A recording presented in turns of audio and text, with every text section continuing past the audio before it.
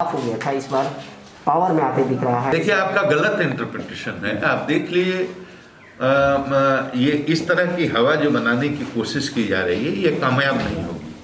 ये 30% बनाम 70% की लड़ाई है। बहुमत एनडीए के साथ है। 15 साल पहले क्या स्थिति थी वो देख लीजिए, कहने की जरूरत नहीं है। पूरा बिहार अलग अलग टुकड़ों में बंटा हुआ था, अलग अलग रंगदार थे, अलग अलग ठेकेदार थे, और पूरा कानून का कोई शासन नहीं था। आप मधेपुरा का इलाका ही देख लीजिए, इधर का सहरसा का इलाका, यहाँ का दादा ये, वहाँ का दादा ये, बेगूसराय का कोई दादा, सिवान का कोई दादा, बेतिया पूरा अपहरण का इलाका हुआ था। तो अलग अलग सूबे में अलग अलग रंगदार अपने अपने हिसाब से पूरे बिहार को बांट चुके थे। उन्हीं का राज्य चलता था। गाड़ियों के काफिले चलते थे, रंगदारों के, अपराधियों के 10-10 गाड़ियाँ, 20-20 गाड़ियाँ, 50-50 गाड़ियाँ। गाड़ियों में राइफल बंदूक की नले निकाल करके और बाहर दहशत फैलाते हुए जाते थे। रोज अपहरण होता था, महीना में 50 अपहरण की घटनाएं होती थी। कुछ का मुकदमा होता था, कुछ का नहीं होता था। लेकिन आपने सुना कि किसी अपहरण के मुकदमे में कोई अपहरण करने वाला संगठित गिरोह का कोई बड़ा नेता या बड़ा अपराधी पकड़ा गया हो?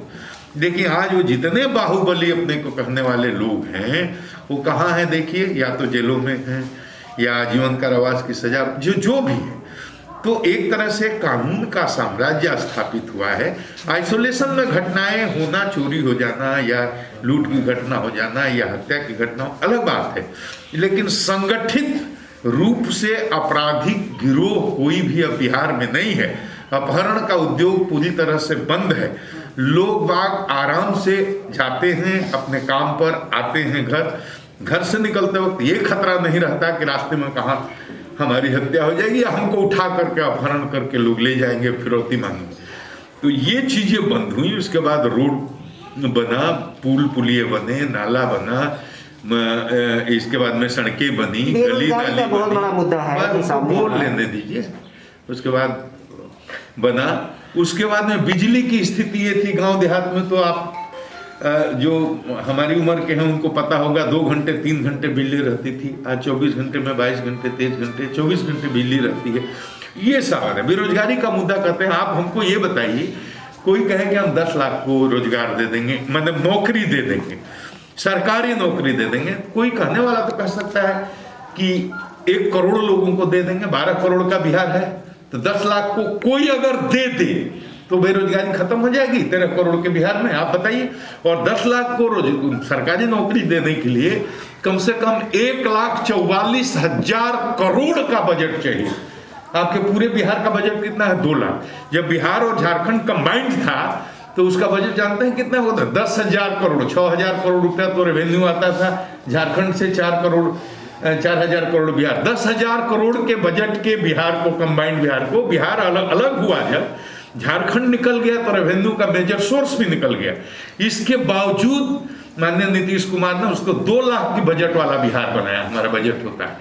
और कोई कहे कि हम 1-1.5 लाख करोड़, ये कहां से पैसा आएगा? तो इधर गप हाँकने की बात अलग है। तो नौजवानों को भी सोचना चाहिए कि कहां से आएगा। तो ये छलावा है, ये भुलावा है, लोगों को भरमाने की कोशिश है, और लोग इस तरह की अफवाहें फैला रहे हैं। मैं बताता हूं, लोग भूले नहीं हैं, लोग भूलेंगे भी नहीं। और मधेपुरा तो आदरणीय श्री बीपी मंडल की धरती है। यहाँ के लोग तो राजनैतिक रूप से इतने जागरूक हैं, इन्होंने हर समय को देखा है, हर आंधी को देखा है, हर तूफान को देखा है। अफवाहों में पड़ने वाले मधेपुरा के लोग नहीं हैं। तो मधेपुरा के मतदाताओं से मैं यही अनुरोध करूंगा कि किसी प्रकार के अफवाह में और किसी प्रकार के भ्रामक समाचार के प्रभाव में ना आकर के बिहार को, आप देखिए, बिहार में 15 साल में सांप्रदायिक तनाव कहीं हुए होंगे? आपने देखा कि हिंदू मुस्लिम आपस में लड़ करके 150 मर गए? कहीं सांप्रदायिक दंगा हुआ क्या? कहीं बिहार में नरसंहार हुआ? 50-50, 60-60, 70-70 लाशें गिरती थी एक दिन। बातें भूल गए, सेनारी भूल गए, बारा भूल गए, बघेला भूल गए, तो ये शंकर बिघा भूल गए। मध्य बिहार पूरा जातीय संघर्ष का दौर चल रहा था। कहीं सवर्ण मारे जा रहे हैं, कहीं दलित महादलित मारे जा रहे हैं। एक भी नरसंहार बिहार में सुना कहीं हुआ? भूमि विवाद के चलते, आपसी व्यक्तिगत दुश्मनी के चलते, स्पर्धा के चलते व्यक्तिगत निजी एक्का दुक्का हत्याएं होती हैं। वो होंगी जब तक आदमी का स्वभाव दिमाग नहीं बदलेगा। कोई नहीं रोक सकता, क्योंकि घर घर पुलिस नहीं है। अगर आप उनको गोली मारना चाहें, आपके हाथ में अभी वो गोली उनको मार सकते हैं। लेकिन कोई भी अपराध करके कोई आज मूंछ पर ताव देकर के रोड पर चल सकता है कि हम रंगदार हैं, हमको हिम्मत हो तो पुलिस पकड़ ले। आज अपराध करने वाले, हत्या करने वाले को भी पता है कि हमको कोई नेता नहीं बचा सकता, हमको कोई विधायक नहीं बचा सकता, हमको कोई मंत्री नहीं बचा सकता। ये फर्क है। तो नरसंहार खत्म हो गया, जनसंहार खत्म हो गया, जाति संघर्ष का दौर खत्म हो गया। सांप्रदायिक जो दंगे होते थे सीतामढ़ी से लेकर के और वैशाली से लेकर ये नालंदा से लेकर के एक एक दंगे हुए हैं। तो वो दंगों का दौर, भागलपुर दंगा, तो एक दंगों का, सांप्रदायिक दंगों का दौर गुजर गया, जातीय संघर्ष और हिंसा का दौर गुजर गया, और पूरे बिहार में अमन चैन है। और कोई ऐसा रंगदार नहीं, कबालाई जैसे जो होता है ना, कबीले की तरह पूरा बिहार बटा हुआ था। यहाँ का ये रंगदार है, यहाँ इसी की सरकार चलती है, सब थानेदार से एसपी लोग उसी का हुक्म बजाते थे। क्या लगता है सर, इस बार बिहार में फिर नीतीश बहुत भारी बहुमत से एनडीए की सरकार बनेगी, बहुत भारी बहुमत से, किसी को कोई कंफ्यूजन नहीं होना चाहिए। 30% एक जगह और 70% एक जगह, कहां से सरकार कोई बना लेगा? अंदर से तो बीजेपी में कार्यकर्ता में कलह चल रही है। देखिए, सब में कलह चलता है, भीतर ये राजनीति है। राजनीति में व्यक्तिगत स्वार्थ हावी जब हो जाता है तो आपस में छोटी छोटी चीजें चलती हैं। लेकिन बिहार जो है ये बहुत ही जागृत भूमि है। राजनीति चाणक्य की धरती है, ये बुद्ध की धरती है, महात्मा गांधी की कर्म भूमि रही है, ये महावीर की धरती है। हिंसा वाला बिहार नहीं चाहिए, नहीं बर्दाश्त करेगा कोई।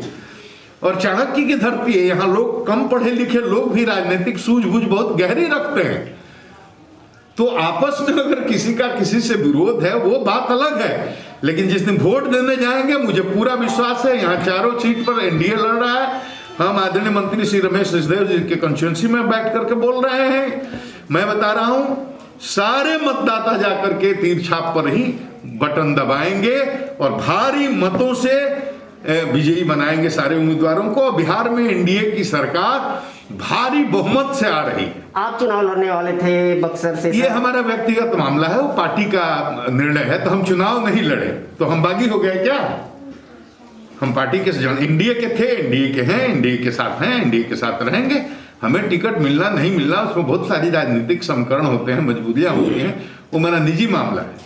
लेकिन हम एनडीए के थे, एनडीए के हैं, एनडीए के रहेंगे। और एनडीए के लिए वोट मांगने के लिए निकले हैं।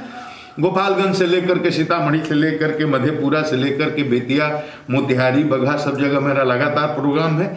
तो हम ये कहेंगे कि किसी भी मतदाता को जो शांति चाहते हैं, अमन चाहते हैं, न्याय के साथ विकास चाहते हैं, सद्भावना चाहते हैं और समरस समाज चाहते हैं, जहां जाति हिंसा नहीं हो, सांप्रदायिक हिंसा नहीं हो, सर्वत्र प्रेम, शांति, एकता और भाईचारा बना रहे और न्याय के साथ विकास की यात्रा रुके नहीं, उनको एनडीए के वोटर मत प्रत्याशी को ही वोट देना चाहिए। हमारे इस चैनल को सब्सक्राइब करें, साथ ही बेल आइकन पर प्रेस करना ना भूलें ताकि हर अपडेट्स आप तक पहुंचती रहे।